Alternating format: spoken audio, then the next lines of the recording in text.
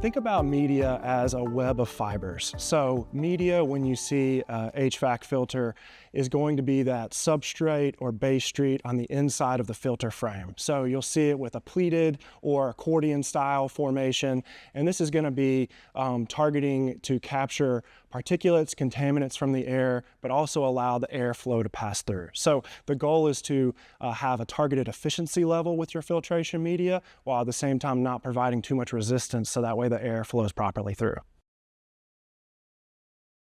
Efficiency is the ability to block particles. So when we look at how a filtration material is to perform, we want to manage high efficiencies as we can with maintaining a low pressure drop. So the efficiency is going to be your blockage rate of particles and how much of those particles you prevent from entering the airstream past. So a different way to think about that is if you think about a fan that's blowing onto a delivered corrugated box to your house. It's going to meet high resistance and nothing's going to pass through, but it's going to repel and block that airflow.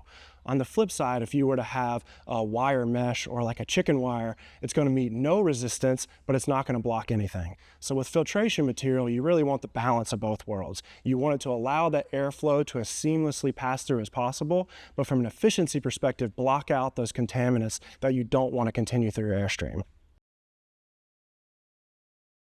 Pressure drop is an indicator of a resistance to your airflow. So if you think about what that means within the HVAC system or your filtration unit, how hard the HVAC system has to work, the energy uses that it has to use, is all dependent upon lowering that pressure drop. So you want to be as efficient as you can be, but not restrict or resist that air from flowing through. So that pressure drop is going to be an indicator of that resistance, as well as once you reach a peak pressure drop, it's going to be time to change that filter out.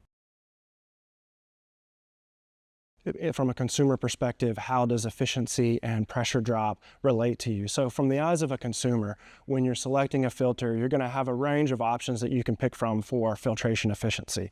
If you want to select a low efficiency filter, that may be a consumer is cost conscious, or they have low foot traffic, maybe no pets, not highly sensitive in the allergy seasons, and that's okay. That may be the right option for you. On the higher efficiency side, you may have, let's say, higher sensitivity to allergies, higher foot traffic, maybe it is pets or in the peak of allergy season, so you're capturing more of those particulates from the air.